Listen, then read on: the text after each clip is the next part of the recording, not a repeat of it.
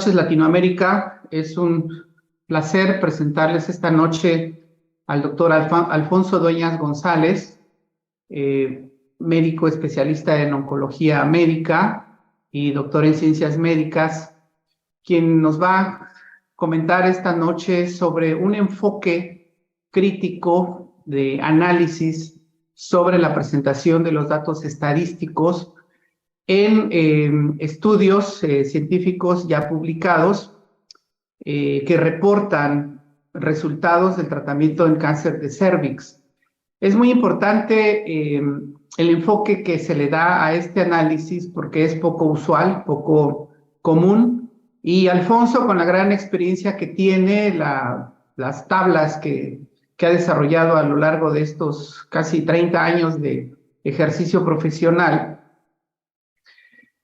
va a ser muy interesante conocer el enfoque que él está proponiendo y sobre todo porque él es un experto internacional en el tratamiento del cáncer de cervix. Debemos recordar que el doctor Alfonso Dueñas González es egresado de la carrera de medicina de la Universidad de Guadalajara. Posteriormente hizo su especialidad en medicina interna en el Instituto Nacional de la Nutrición y posteriormente la especialidad en oncología médica en el Instituto Nacional de Cancerología. De ahí él se fue a hacer una estancia de investigación a la Universidad de Salamanca en España, donde continuó con el doctorado. Una vez que concluyó sus estudios de doctorado, hizo un año adicional de investigación en Canadá y posteriormente regresó a México incorporándose como el jefe de investigación básica del Instituto Nacional de Cancerología, donde ha laborado tanto como oncólogo médico como investigador y afiliado también al Instituto de Investigaciones Biomédicas de la Universidad Nacional Autónoma de México. Alfonso tiene un currículum muy vasto, muchas publicaciones enfocadas por un lado al tratamiento del cáncer de cervix, pero también explorando otras líneas de investigación. Podemos hablar de unas líneas de investigación académicas independientes, desde el cual él nos puede hablar posteriormente. Vamos a tener otro programa con él la semana próxima.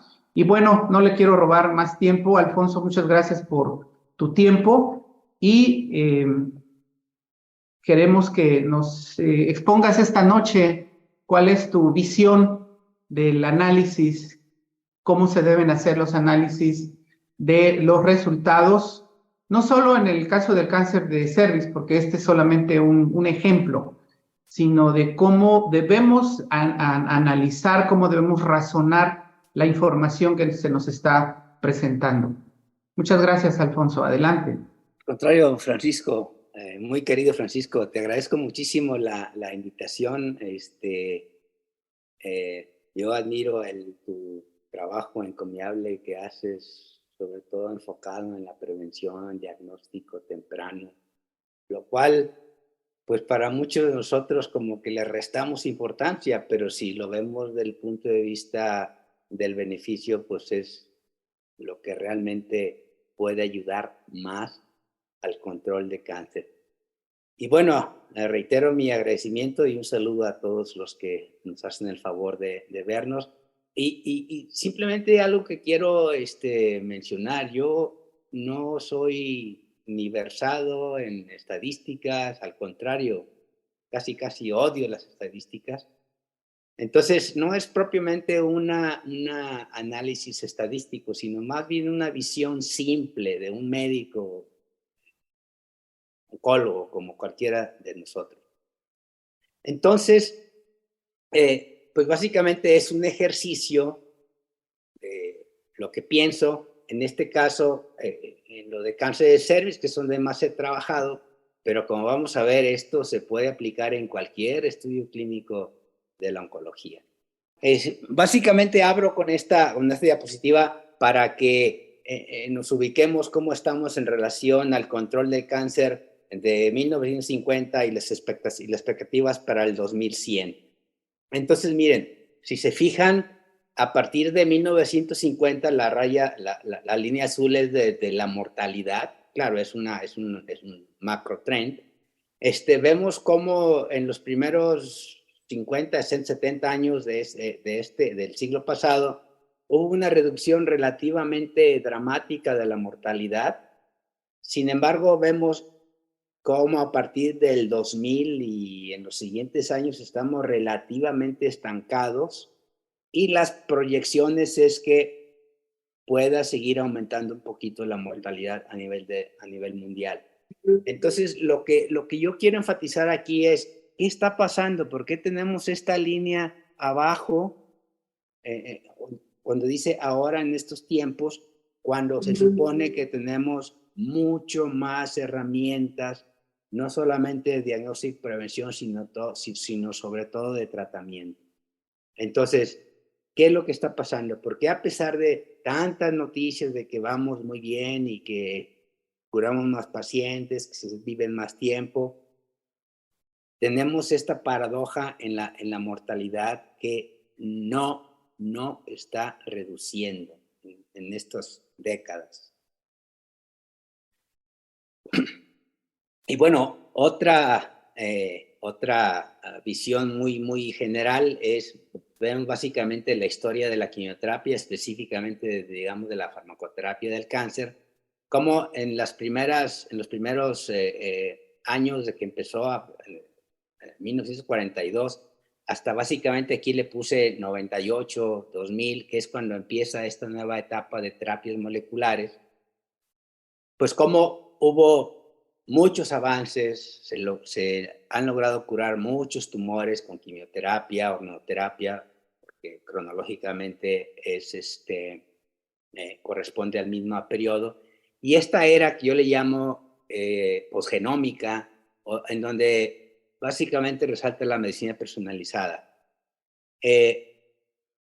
Inclusive el pensamiento del desarrollo de las drogas fue muy sencillo. Antes, en la etapa pregenómica o de la quimioterapia, pues eran básicamente unas drogas dirigidas al fenotipo proliferativo, independientemente de otras alteraciones genéticas. Y ahora estamos un poco al revés. Primero nos interesa la alteración genética, pero se llama genotype-based o posgenómica, y luego vemos si funciona. Entonces, ¿qué es lo que tenemos ahora? En esta era, como ven ahí, hay por lo menos de 2009 al 20, 332 drogas nuevas contra el cáncer, o sea, muchísimo más que antes. ¿Y por qué hay muchísimo más que antes? Si vemos en el recuadro de arriba de la derecha, está un salto de caballo con barras. Entonces vemos cómo eso ejemplifica que antes, para probar una droga, pues el caballo tenía que brincar mucho, la droga tenía que ser muy buena, tenía que mejorar la supervivencia, y por eso había pocas aprobaciones. Pero se está bajando la barra de exigencia. Entonces ahora el caballo o la droga pues brinca más rápido, se aprueba, pero es porque estamos bajando el nivel de exigencia, por eso tenemos mucho más drogas. Es un concepto que yo creo que es muy importante que lo tomamos en cuenta. Y paralelamente a esto, pues si ven en esta gráfica de la línea rojas y azules, el precio de las drogas, el costo mensual a partir del año 2000, 1999-2000, que más o menos corresponde a este brinco de la etapa pregenómica a la posgenómica, pues el brinco también, el salto casi cuántico es del precio de las drogas. Este es un dato de IQVIA Institute del 22. Vemos cómo el 37% de las drogas cuestan entre 166,000 y 333,000 pesos mensuales, y el 32% más de entre 333 y 833. Bueno, estos son pesos convertidos en dólares. Y en no sé si han tenido oportunidad de leerlo, en este paper en el 22, en Journal Clinical Oncology, hacen un análisis del el promedio de aumento de la supervivencia de 124 drogas aprobadas por la FDA entre el año 2003 al 2021 es de 2.8 meses. Aumento promedio en la supervivencia. Lo cual, pues uno dice, bueno, ¿qué está pasando? ¿Por qué hay tantas cosas, entre comillas, novedosas, buenas, curativas, y esta es la realidad. ¿Qué está pasando? Bueno, entonces, ya para entrar un poco más en materia, me remonto a lo que yo le llamo la investigación clínica cuando antes de que yo era residente y después de que ya soy médico, en estas dos eras.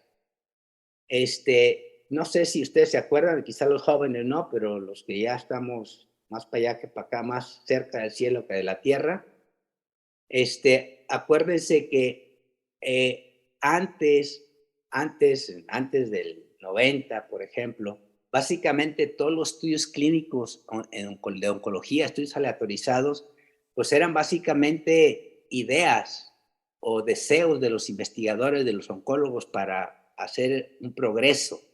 Y básicamente lo que hacían era le pedían la droga a la compañía farmacéutica, hasta eso se limitaba, pero los médicos hacían los protocolos, los llevan a cabo, etcétera.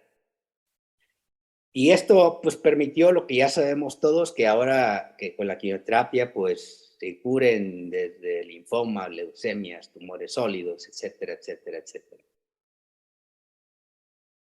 Entonces en este tiempo, como dije, pues básicamente la industria se relegaba o tenía su papel de proporcionar la droga para hacer el estudio, pero los estudios se hacían por los investigadores que eran patrocinados con fondos públicos. Entonces, en principio no había estos conflictos de interés que existen ahora. Y estos grandes grupos cooperativos de Estados Unidos que todos recordamos, ya casi no hay, y los que hay, prácticamente, por ejemplo, el GOG, todos los estudios que hace, o el 90% de los estudios de tratamiento, son estudios de la industria farmacéutica, que la industria farmacéutica diseña y los lleva a cabo, ¿sí? Entonces, el papel del investigador prácticamente está limitando aunque se oiga feo, así como una maquila, aunque muy bien calificada. Entonces, insisto, en este tiempo no tenían influencia en el diseño de los estudios, ni cómo se conducía el estudio, ni cómo y dónde se publicaba.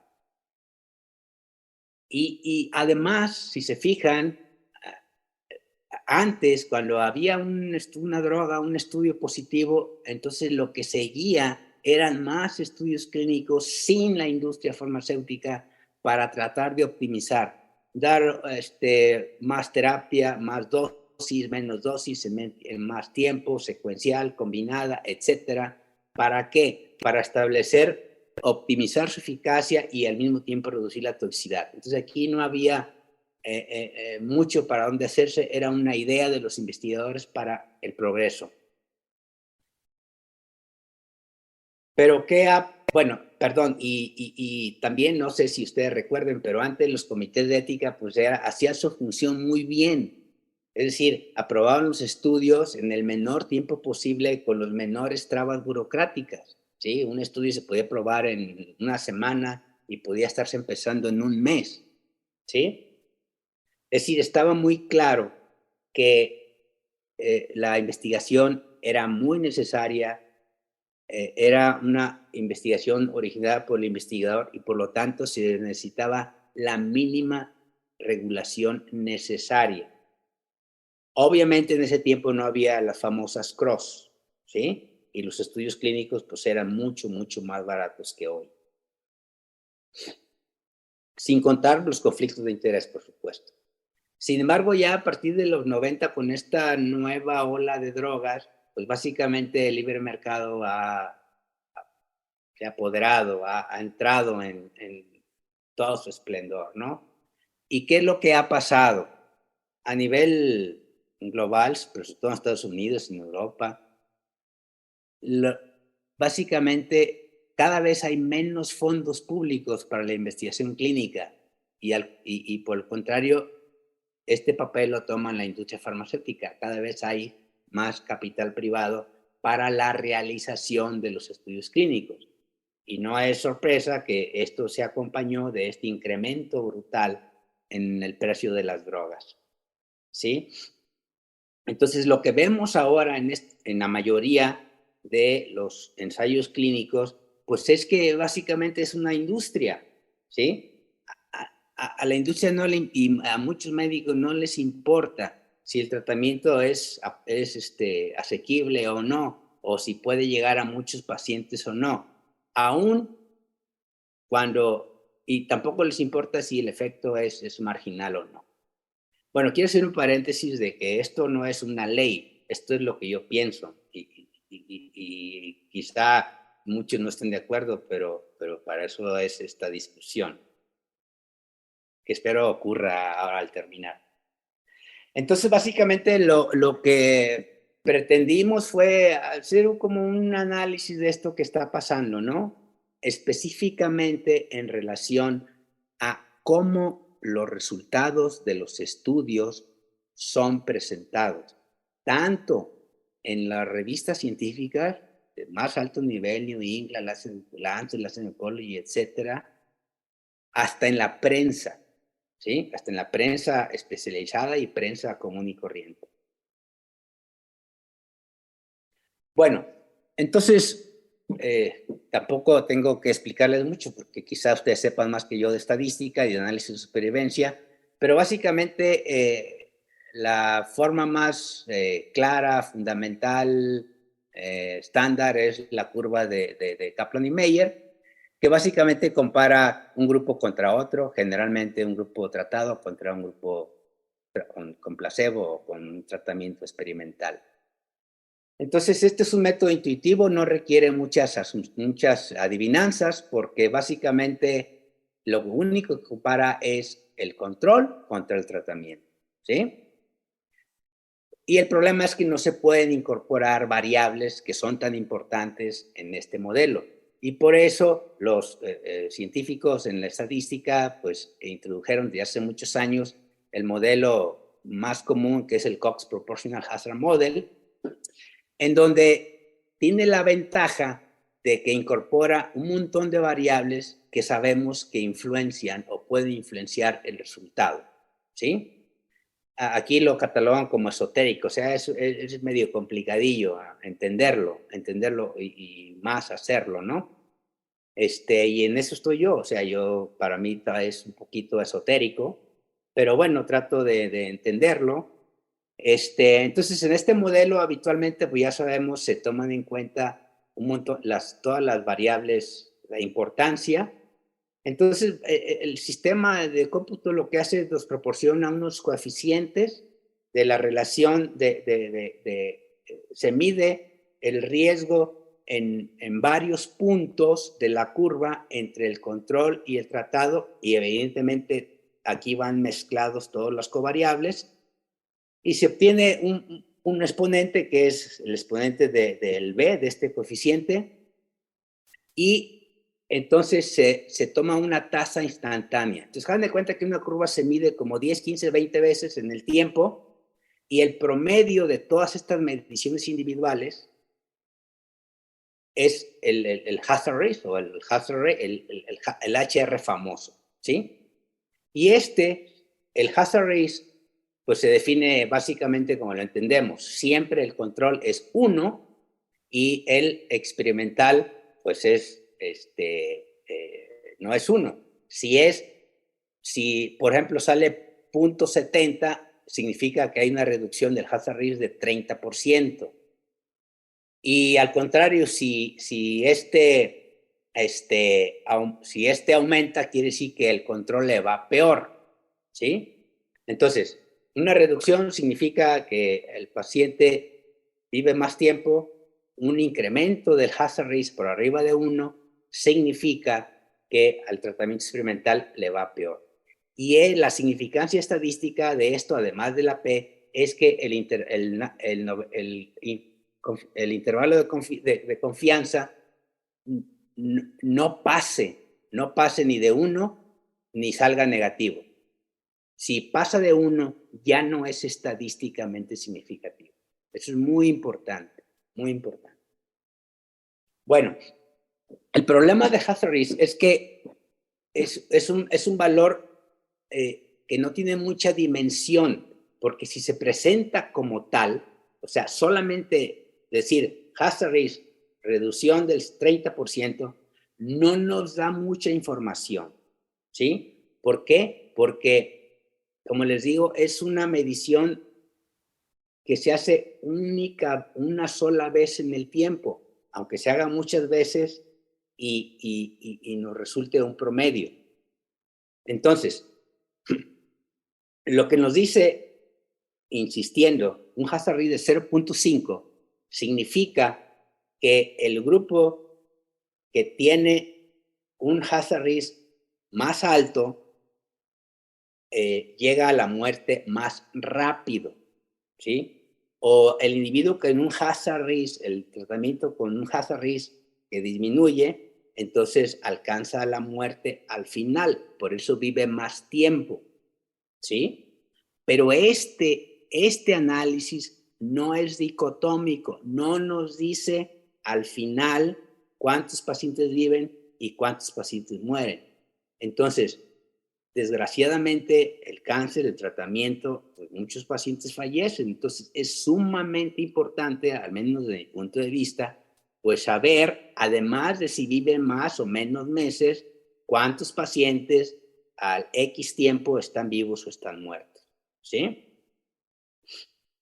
Pero además, vamos a verlo más adelante, un mismo hazard risk puede verse en diferentes, puede dar diferentes desenlaces. Miren, en esta gráfica, por ejemplo, los cuatro tenemos el mismo hazard risk, ¿ven? 0.748, 7.50, 750, 750, ¿sí? O sea, 25% de reducción del hazard risk. Y vemos cómo las curvas son diferentes, ¿sí? Las curvas son diferentes tanto en la mediana supervivencia como en la supervivencia a 3 años, en la supervivencia a 10 años, ¿sí? Por eso dice que es como sin dimensión, porque no nos da el cuadro completo. ¿De qué depende esto? Depende mucho, en parte, de la supervivencia del brazo control. Entonces, en la parte de arriba, vemos, por ejemplo, un hazard risk de 0.8, o sea, se reduce el 20%, una reducción del 20%. Si ven aquí, si el control a un año tiene una supervivencia del 20%, ese hazard risk significa que aumenta 29%. Pero si el control tiene 80%, el brazo experimento, esa reducción del 30% solamente significa 84.5%.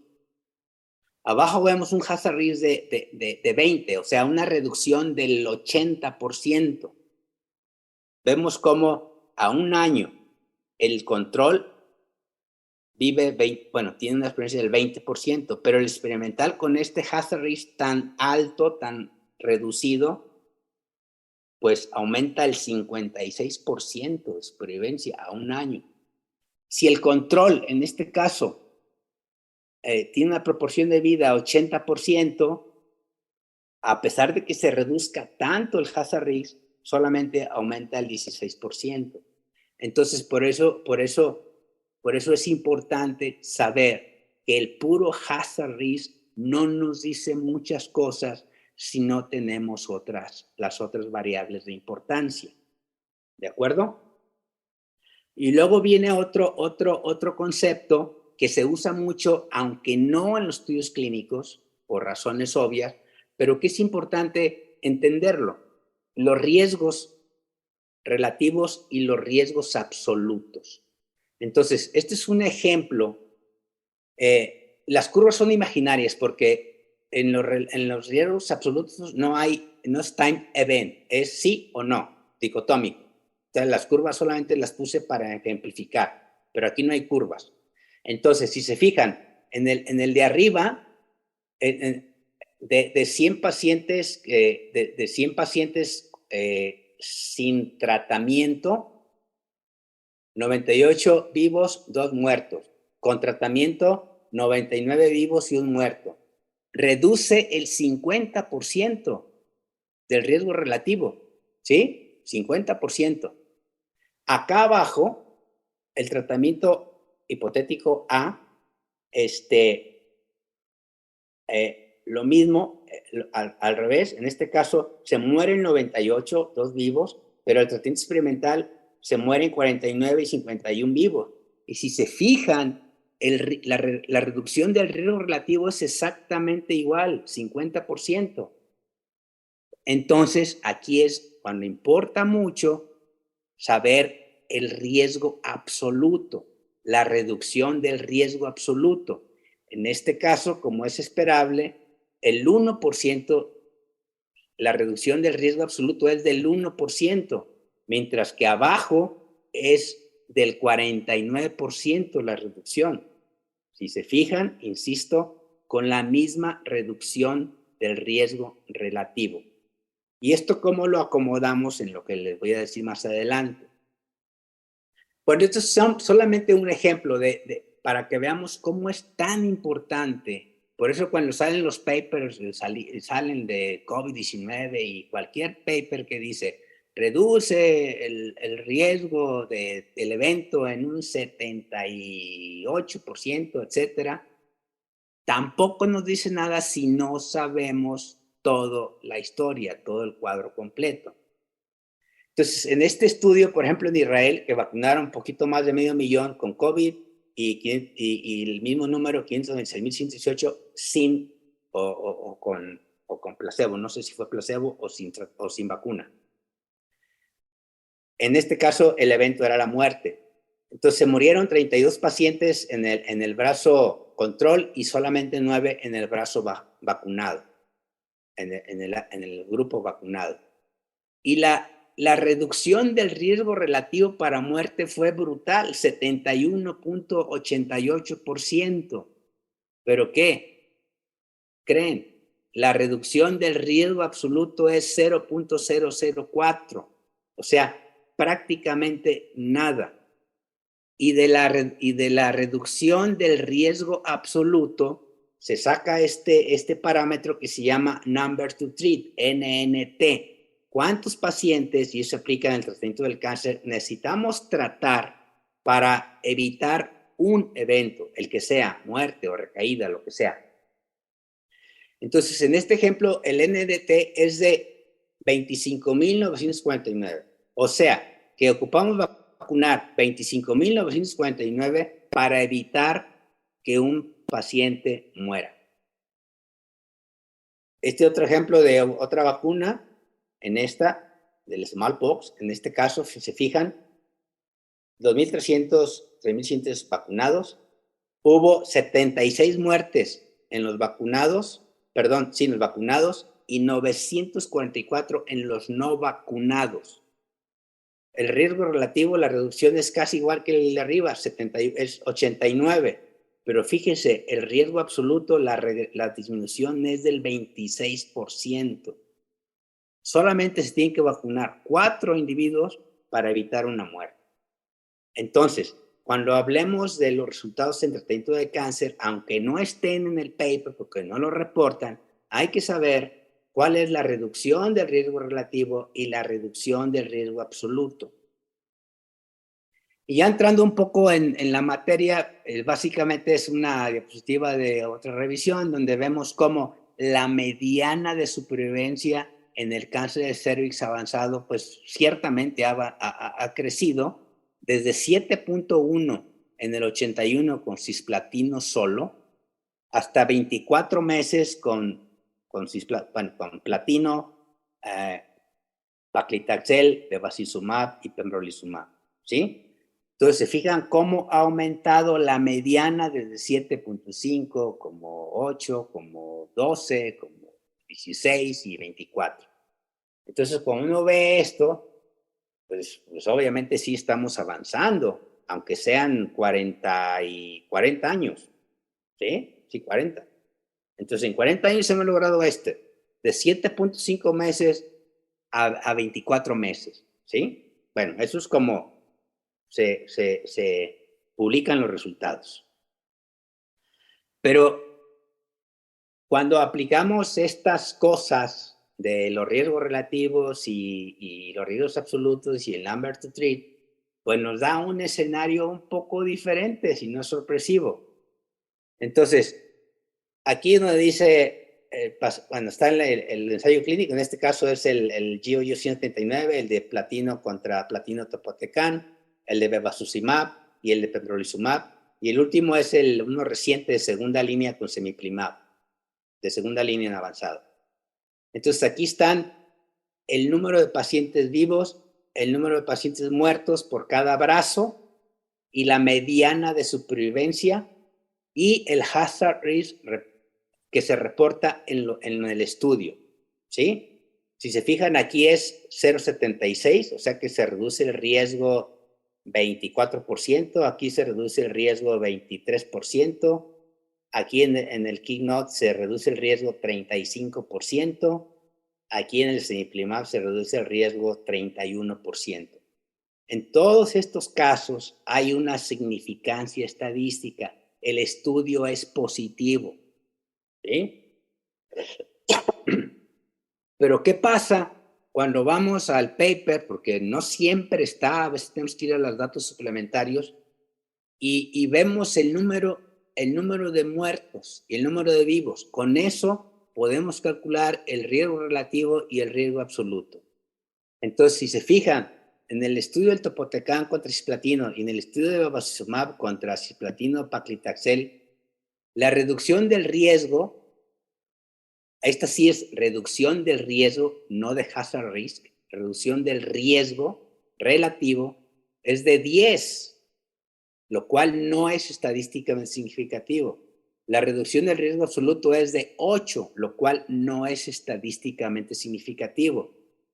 Y el número de tratar, no sé si ustedes lo vean porque ahí me tapa las pantallitas, pero es como de 10 o como de 10. En el estudio de bevacizumab, a pesar, insisto, de ser significativo todo lo que publican, la reducción del riesgo relativo es de 7 y de riesgo absoluto es de 4.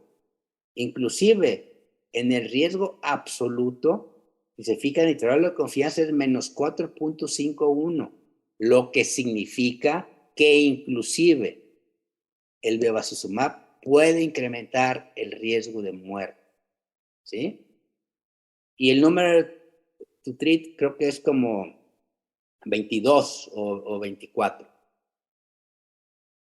lo cual es un riesgo bastante, perdón, un number to treat bastante alto. En cambio, el estudio de pembrolizumab y el de semiplimab, además de ser positivos en esto, también son positivos en el riesgo relativo y en el riesgo absoluto y por consecuencia en el número a tratar, ¿sí? Es decir, que, por ejemplo, en el de estudio semiplimab, tenemos que darle semiplimab a 12 pacientes para evitar una muerte. En el estudio de Beva y Pembro, tenemos que darle estas drogas a 10 para evitar una muerte. Mientras que con bevacizumab tenemos que tratar 22 o 23 para evitar una muerte. Entonces, esto es muy importante. Lo vamos a ver después.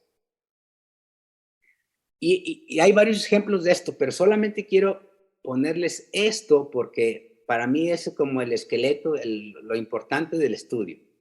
Fíjense cómo aparece en la prensa, cómo apareció, mejor dicho, el estudio, el GOG 240, evaluando bevacizumab, ¿no? Si igual recuerdo. Estas son frases que tomé de la prensa, que aparece en internet en todo lado. Dice, el Avastin cumplió su endpoint primario con una estadística significant 20% reduction in the risk of death. Claramente dicen, reducción en el riesgo de muerte. Están equiparando la reducción del hazard risk con la reducción de riesgo relativo, lo cual es incorrecto, ¿sí? Pero claro, esto es para dar una impresión positiva.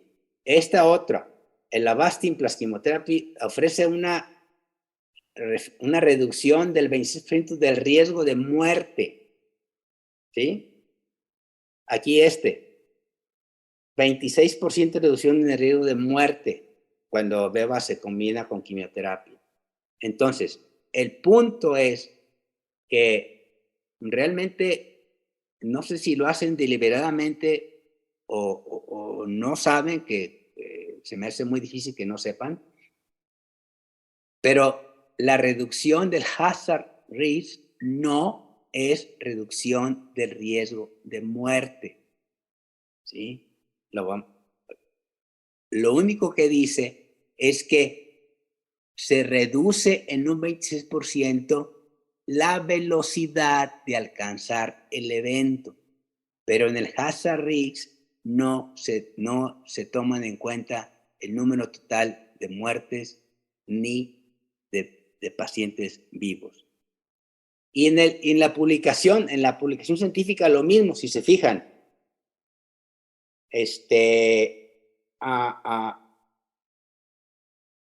hazard risk for death, 0.71. O sea, baja 29%. Hazard risk for death. ¿Sí?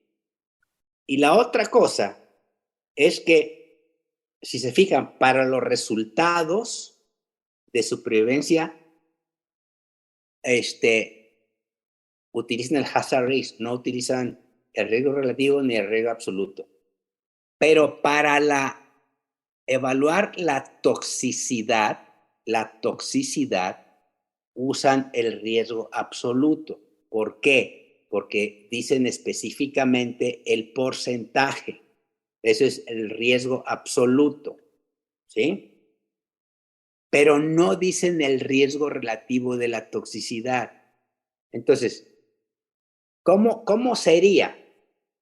¿Cómo diría si el hazard risk no se equipara al riesgo relativo? Y si la toxicidad no se diera en riesgo relativo. Miren, aquí está claro, ¿no? La median survival es 17 meses contra 13. Hazard risk for death, 71. Reducción es 29. Pero lo que no se dice en el paper es que la reducción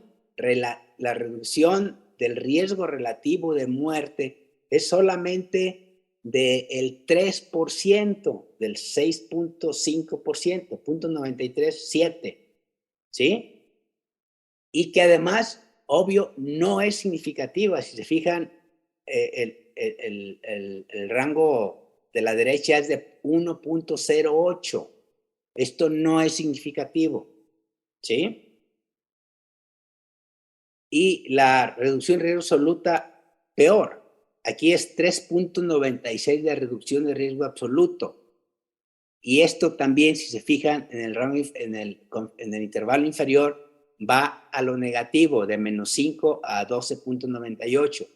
Si el 95% cruza cero, el efecto es insignificante. Pero además, si cruza cero, significa que potencialmente puede incrementar el riesgo de muerte. Y bueno, y para la toxicidad, lo que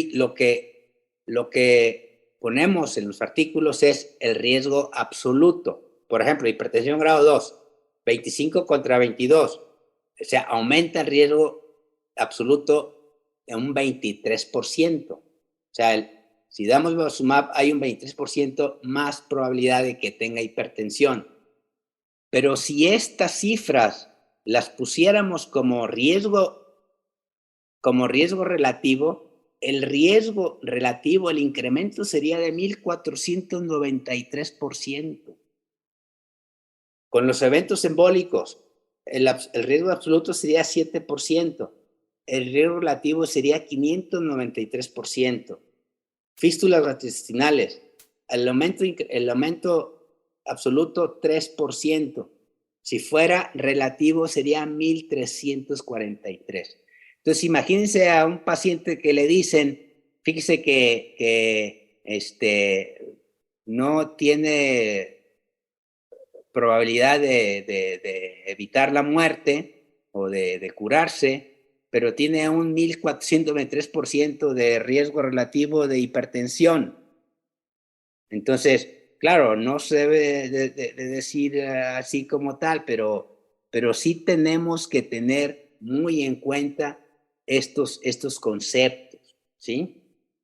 Bueno, entonces aquí vuelvo a poner estos 3 estudios que les mencioné, el GOG 139, el de Cipriano Topotecán, el GOG 140, el de bevacizumab, y el último KeyNote con pembrolizumab, bevacizumab. Entonces, si se fijan, como lo vimos en la tabla, sí hay diferencias significativas en la mediana de supervivencia, ¿sí? En los 3 estudios. Sin embargo, solamente el estudio de KeyNote con pembrolizumab y bevacizumab tiene diferencia, no solamente en la mediana, sino en el riesgo de muerte relativo, en el riesgo absoluto de muerte y en el número a tratar para ver el beneficio en un paciente, ¿sí? Entonces, cuando veamos un artículo, un estudio clínico, tristemente solamente vemos lo que nos enseñan, ¿sí? Necesitamos que presenten una curva en donde lo que siempre presentan, ¿no? La mediana, el brazo 1, brazo 2 y el hazard risk, pero que sepamos cuántos pacientes hay vivos y cuántos pacientes hay muertos. Lo mismo, que tengamos la supervivencia a 1 año, 3 años, 5 años o lo que sea, pero que no solamente aparezca el porcentaje, sino que tengamos el número de pacientes vivos o muertos para poder calcular los riesgos relativos y riesgos absolutos. Y esto tiene mucho que ver con el censoring. El censoring es súper importante. Por ejemplo, cuando un paciente, el censoring puede ser, o sea, el paciente es que sale del estudio sin tener el evento de interés. Puede ser porque retira el consentimiento por toxicidad o que empeora su enfermedad y ya no regresa. Entonces, si no sabemos exactamente cuántos pacientes tuvieron censoring y por qué tuvieron el censoring, no podemos saber con precisión el número de pacientes vivos y muertos, ¿sí? Idealmente, cualquier paciente que es censórido, como se dice, censado, se tiene que dar un seguimiento para saber si está vivo o está muerto. Entonces, esto nunca lo explican. Entonces, es una manera de ocultar la realidad de lo que está pasando o lo que pasó en ese estudio. Esto se agrega al hecho también de que interpretan de manera errónea o no errónea, sino maliciosa los resultados. Entonces,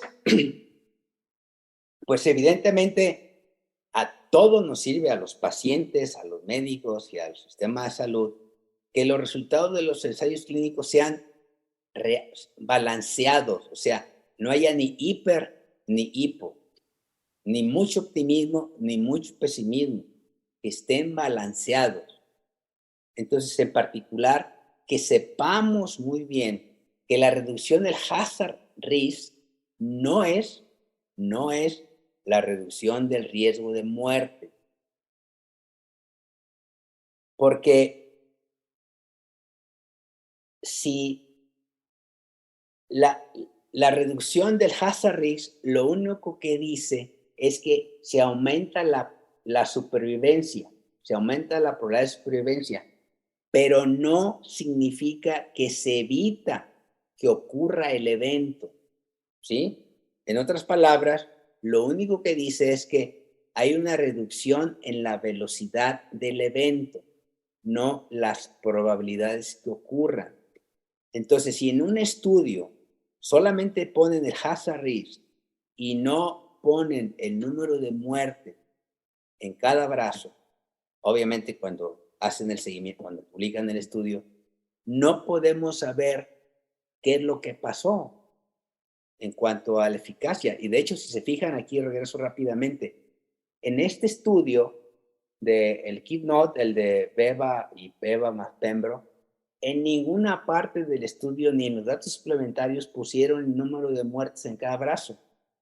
Entonces, esto yo lo calculé de la curva, del porcentaje, pero no es lo mismo el porcentaje que los datos reales.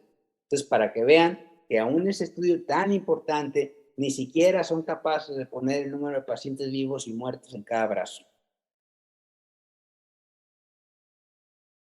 Bueno, entonces, pues idealmente, no solamente en los estudios clínicos, en los estudios epidemiológicos y todos los demás, idealmente se tiene que poner el riesgo absoluto y el número a tratar, porque esto nos da una idea muy, muy clara de el beneficio del tratamiento. ¿Qué tanto beneficio hay?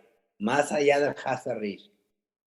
Y bueno, alguien que se dedica a la estadística o que no esté de acuerdo puede decir, bueno, es que es demasiado simple. El riesgo relativo y el riesgo absoluto es demasiado simple. Pues sí, y debemos recordar que si hay una medicina realmente buena, maravillosa, ni siquiera requiere estadística. Entonces, en realidad, no sé si ustedes lo han notado, pero yo lo he notado desde hace que era residente hasta ahorita, cada vez es más complicado entender el análisis estadístico de los papers. Cada vez ponen más y más y más y más variables. Desde mi punto de vista, la necesidad de usar estadísticas más complejas y complejas y sofisticadas, pues básicamente va de la mano con su poca efectividad. Lo que les importa realmente es que haya la mínima significancia, que sea estadísticamente significativo y con eso se otorga el registro y se empieza a comercializar la droga. ¿Sí?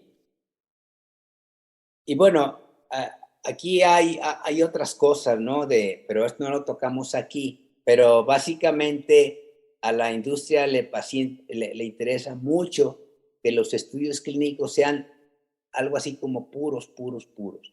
Es decir, muchas veces al brazo control, el tratamiento control no es el mejor o no es el adecuado.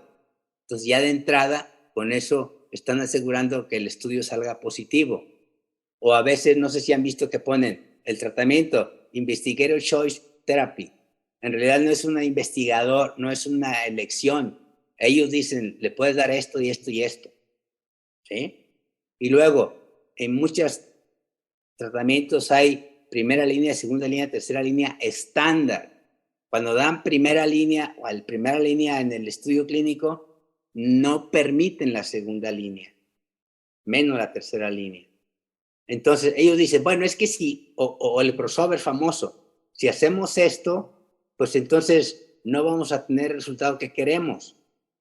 Pues sí, pero entonces si los pacientes, ¿qué es la prioridad? ¿El ensayo clínico o el bienestar de los pacientes? Entonces, eso que a mí me parece tan obvio, me parece increíble que los comités de ética que tienen kilos y kilos de papeles y format y todas cosas, vean la burocracia y no vean lo que realmente importa al paciente.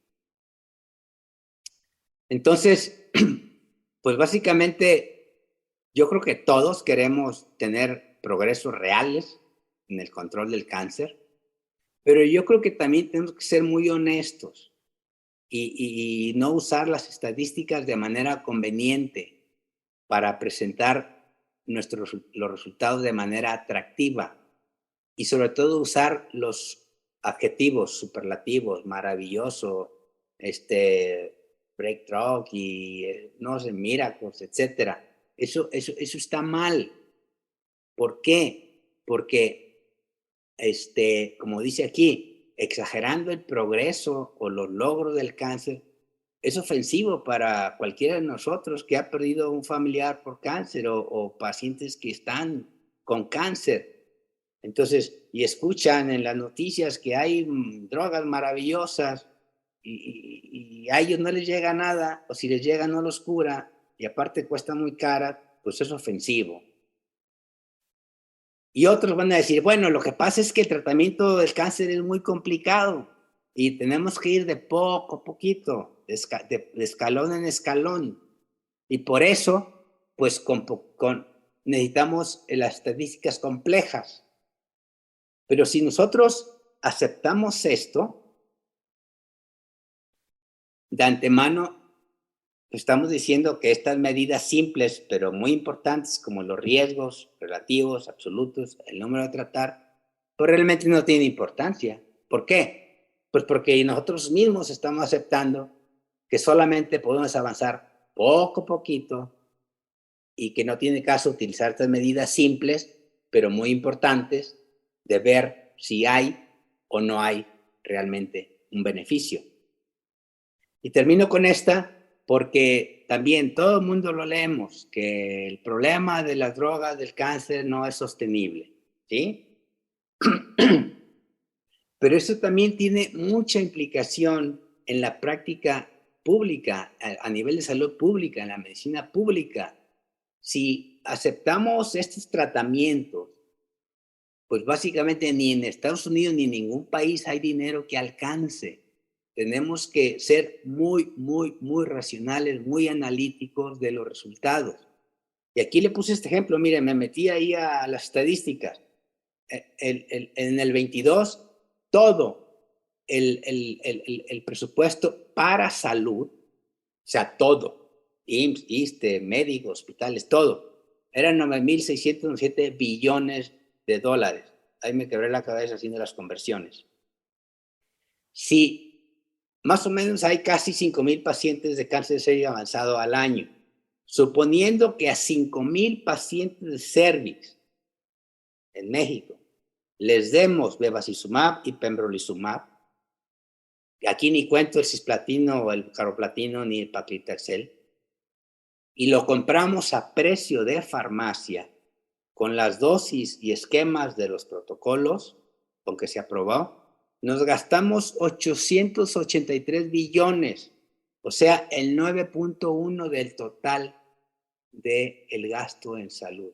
Evidentemente, pues esto no tiene ningún sentido. Por eso es tan importante que seamos muy conscientes, porque, ok, a nivel privado, un paciente está bien, o sea, también existe la libertad del médico y del paciente, pero no a nivel de salud pública, porque aquí tenemos que buscar el beneficio común. ¿Listo? Bueno, excelente presentación, Alfonso. ¿Eh? Pues en primer lugar, felicitaciones. Has expuesto de manera muy clara conceptos que no estamos, en el que no estamos educados, no solo acostumbrados, ¿verdad? Y bueno, te has puesto el dedo en la llaga y es algo que tenemos que difundir de manera educativa no solo con nuestros residentes, con nuestros médicos ya formados, cuestionar a nuestros líderes de opinión, ¿sí? Y bueno, pues déjame leerte rápidamente una Sí, claro. pregunta. Dice, hola doctor Dueñas, ¿cuál es? A ver, no le iban. A ver, permítame. Dice, ¿cuál es su opinión sobre los estudios que no permiten el crossover de los pacientes una vez que progresan? Ok. Mira, Iván, muchas gracias por Sí, ok. Otra vez vuelvo a insistir, yo no soy experto en nada, es nada más lo que pienso. Mira, Es una pregunta que nos envía nuestra colega Paula. Sí, claro, mira, hay dos cosas. Uno, el crossover, en mi opinión y en la de muchos, debe de estar permitido cuando una droga ya está aprobada en segunda línea. Por decirte algo, evalúa la droga X en segunda línea y sale positivo, ¿sí? Y se aprueba la droga. Entonces ya se pasa el estudio y con la misma droga, pero a primera línea, ¿sí? Cuando el paciente progresa en el brazo control, normalmente no permiten el crossover. ¿Por qué? Porque si permiten el crossover, probablemente el estudio sea negativo o sea igual, ¿sí? Entonces, desde mi punto de vista, eso no es ético, porque esa droga ya está probada en segunda línea y es estándar. Entonces, tiene que darle al paciente esa droga en beneficio del paciente, aunque el estudio se haga como salga. Eso se podría evitar si hiciera un estudio con 3 brazos, los 2 brazos y un brazo adicional, en donde el paciente, el brazo control, el tratamiento control, perdón, el brazo control y cuando progresa le dan el tratamiento experimental. Entonces así tendríamos un estudio en donde a lo mejor resulta que es igual retrasar la droga experimental hasta que progresa. Es lo que se hacía antes. O sea, en mama, por ejemplo, en muchos tumores, es lo mismo dar secuencial que dar combinada. Pero ¿qué es lo que pasa? A la industria no le conviene porque entonces va a vender menos. Entonces, ahí sí está permitido el crossover, en mi opinión, y debe de hacerse, pero no lo permiten. Y al revés, cuando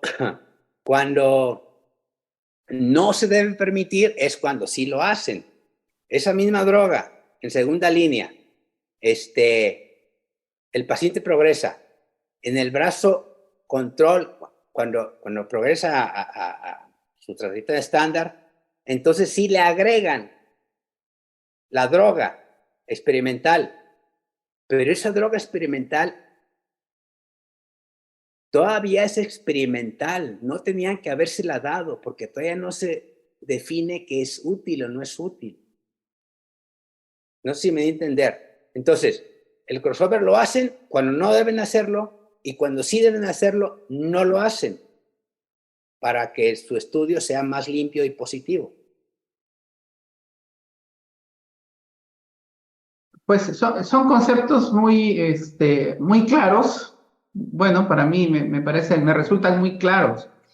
El problema es lo que yo voy a retomar mis primeras palabras. Realmente no estamos educados para poder analizar de manera crítica los resultados de un estudio de investigación, ¿sí? Y eso limita nuestra visión. Entonces nos vamos exclusivamente con la visión, vamos a llamarla así, superficial, o los únicos datos que nos presentan. O sea, olvidamos el ABC de la estadística, que no es tan compleja como tú bien lo dices. O sea, un medicamento que es eficaz no necesita tanta estadística, no necesita esa complejidad que cada día vemos más y que nos hace a veces hasta renunciar a seguir leyendo el artículo porque hay muchos conceptos que ya no entendemos, ¿sí? Al 100%. O sea, es algo que parece tan lógico de que lo que funciona, funciona y lo que no funciona, aunque lo enmascares, lo vistas, lo desvistas, le agregues, ¿no? Pues no va a funcionar o va a tener una eficacia muy marginal. Entonces, desde mi punto de vista, salvo tu mejor opinión, yo siento que para poder ir venciendo esta inercia en la que estamos inmersos aproximadamente, ya llevamos 30 años, ¿sí? En esta inercia, desde que los estados renunciaron, ¿verdad? Los gobiernos renunciaron a financiar la investigación pública, ¿sí? Entonces, estamos prácticamente en otro escenario, ¿no? Leyendo, digiriendo lo que tenemos, lo que se nos presenta, ¿sí? Entonces, Siento que una de las opciones para poder vencer precisamente esta inercia que ya se nos hace natural, ¿sí? Hablar del HR es que, ya es lo máximo, ¿no? Y lo único, lo que leemos en un abstract siempre es, ¿cuánto tuvo de HR? Tuvo 0.70, qué resultado tan espectacular. Y no es así. Entonces, bueno, para poder modificar esta situación, yo siento que sí nos hace falta que, por ejemplo, líderes como tú, ¿sí? Impulsen esta visión crítica para la interpretación de los resultados Sí, del tratamiento del cáncer. sí, Digo, tú bueno, vienes, por ejemplo, de una generación, y yo también, venimos de una generación donde nos tocó exactamente ver el gran avance que hubo en los resultados de los tratamientos con la quimioterapia convencional, ¿no? Desde los tratamientos para linfoma, que son curativos y que hasta la fecha, ¿sí? pues Se que siguen sí, utilizando, ¿sí? O sea, pues le sí, seguimos dando adriamicina, le seguimos dando ciclofosfamida, por ejemplo, a los linfomas, al mismo cáncer de mama, ¿no? claro, claro. Eh, y bueno, nos quedamos en esa etapa donde había resultados espectaculares y había un concepto que se llamaba refinar los tratamientos, o sea, aumentar la eficacia y disminuir la toxicidad, como ocurrió, por ejemplo, en el cáncer de testículo, simplemente reduciendo las dosis originales de los esquemas que habían sido aprobados inicialmente. Entonces, y hace falta también ser más críticos, como tú lo mencionas, tanto en los comités de investigación como en los comités de ética, con los diseños de los estudios. Yo creo Exacto. que en la medida en que los comités de investigación y los comités de ética comiencen a ser más críticos, eso puede darle otro impulso para que con la industria farmacéutica se empiecen a discutir realmente estos conceptos. Sabemos que, bueno, es una, un asunto es el objetivo de la industria, ¿verdad? Pero también tenemos que ver la parte de la academia y el avance científico verdadero en beneficio de los pacientes, ¿sí? Entonces, los comités de científicos y los comités de ética también tienen que prepararse en esto, tienen que adiestrarse en eso para que tengan idea de por dónde poder analizar el diseño de los estudios, ¿no? Sí, sí, sí. Hay muchas cosas en que pensar, pero yo le sugiero que en el paper en el artículo vienen los links para calcular el riesgo absoluto, el riesgo relativo y el number to treat. Lo único que ocupan son el número de muertes y número de vivos y número de pacientes.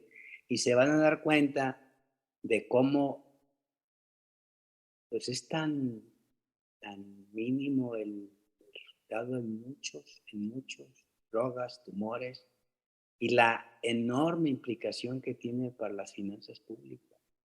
Imagínate, gastarte en hipotéticamente 5,000 pacientes, que sí las hay, con estas 4 drogas, te gastas el 10% del presupuesto. O sea, es imposible. Pues, tenemos que hacer algo. Así es. Bueno, te leo un comentario. El doctor Edwin Ceballos Barrera desde Ecuador dice: felicitaciones por su conferencia, muy ética, doctor Dueñas. He aclarado muchos conceptos y mi poder de criticidad de los artículos publicados. Saludos desde Ecuador. Ya le contesté que un placer. Muchas gracias, Ok. Edwin. Nora Sobrevilla dice: buenas noches, doctor Dueñas. ¿Cuál sería el papel de los estudios fase 4 y de los estudios de la vida real? Hola Nora, gracias por tu pregunta. Fundamentales, o sea, para mí fundamentales. Antes se hacían fase 4 y sobre todo el de la vida real. El problema es, ya lo dijo Francisco y también lo mencioné como de rebote, el problema es que, ¿quién nos va a dar las drogas? ¿Sí? En ocasiones, pero lleva como dice, una jirimilla en el béisbol. Es decir, sale un estudio publicado, fase 3, ¿sí? de una droga relativamente cara como todas. Entonces, muchas veces la industria farmacéutica, en ocasiones, no siempre, te proporciona el estudio para hacer estudio fase 2 de la vida real, estudios, pero básicamente no les importa obtener ningún resultado, ninguna conclusión, sino les importa es que los médicos se vayan familiarizando con esto.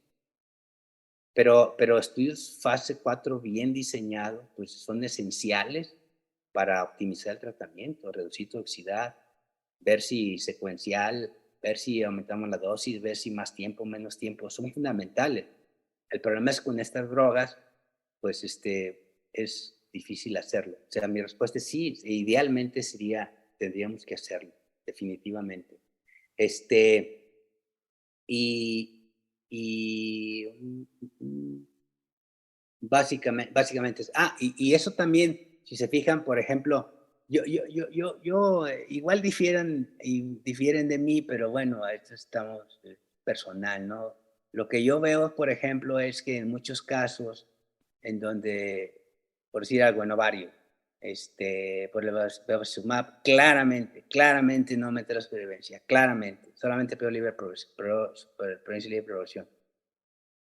Y luego dan bevacizumab, las compañías farmacéuticas, la gente se va acostumbrando y al rato ya lo están usando para todo, cuando claramente no mete supervivencia. Entonces, si los estudios fase 4 y de la vida real no están bien diseñados con un objetivo específico, le estamos haciendo un favor a la industria y no a los pacientes. ¿Sí? Bien, el doctor Jaime Alberto Coronel comenta, dice, los comités de ética en investigación deben ser integrados por personas éticas, obviamente, pero con conocimiento de estadística y metodología. Sí, esto no está fallando, pues por eso estamos empezando, para empezar a difundir este tipo de información. Pero sí, sí. Bueno, ¿cuántos de nosotros, pues 10 oncólogos o 100 oncólogos, a lo mejor 10 sabrán bien de estadística? Yo no me incluyo. O sea, no es, la estadística no la manejamos todo. O sea, entonces imagínate, estadística, ética, hay un montón de cosas, está difícil encontrar, pero poco a poco, hay que ser objetivo, hay que ser optimista. Bueno, esto que tú estás publicando junto con tus colegas del Instituto Nacional de Cancerología, pues es un artículo que puede ser un parteaguas, ¿no? Sobre todo en Latinoamérica. Vamos a enfocarnos a Latinoamérica, pero que bueno, puede tener una repercusión en otros países. El doctor Jaime Alberto Coronel también comenta, dice, ¿cómo ve la posibilidad que en un futuro el Estado, las universidades e institutos públicos tomen el papel de desarrollar nuevos fármacos? Mira, Jaime, yo creo que tu pregunta y comentario es muy importante. Hoy, así como hay el paradigma de la medicina de precisión, del paradigma de lo que tú quieras, hoy el paradigma fuerte, dominante, y lo vemos en todos lados y lo escuchamos, no puede haber innovación sin dinero, no puede haber innovación sin industria farmacéutica. Eso nos lo recitan todos los días, ¿sí?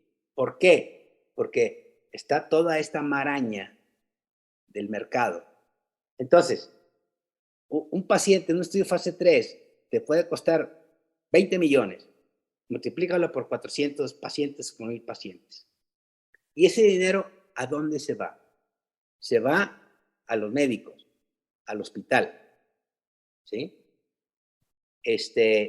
Y bueno, ya no digamos todas las cosas, conferencias, pláticas, bla, bla. Pero si te fijas, supón tú ahorita descubres un medicamento en tu laboratorio.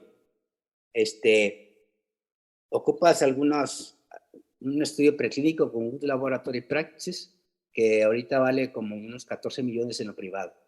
El gobierno tiene un laboratorio público para hacer eso. No te cuesta nada, porque el gobierno lo hace. Haces el estudio clínico fase 1, fase 2, fase 3 en una institución pública. El gobierno no te cobra, porque es parte de su responsabilidad. Ni le paga a los médicos el estudio. ¿Qué gastamos en desarrollar una droga? Nada. Bueno, nada, como dicen estos, el Estado gasta, pero es su responsabilidad.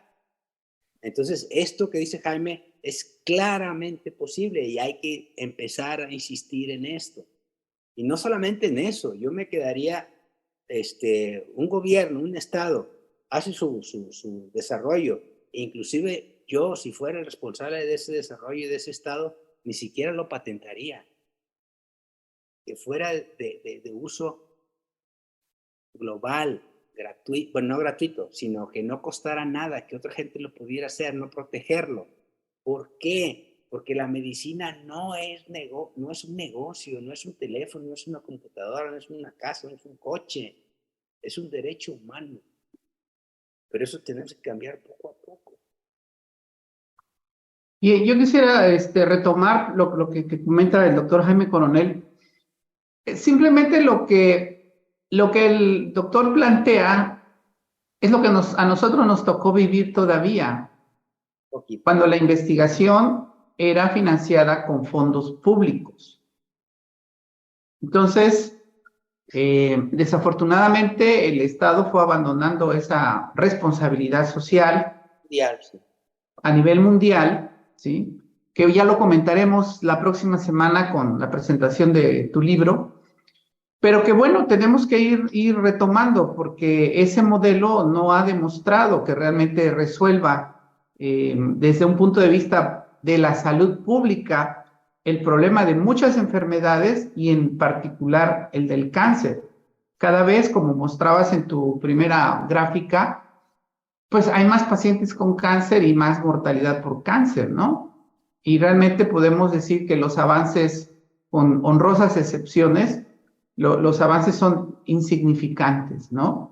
Le hemos dado prioridad al concepto de cronificar la enfermedad, como con la diabetes y la hipertensión, que honestamente curarla, enfocarnos a curarla, ¿no?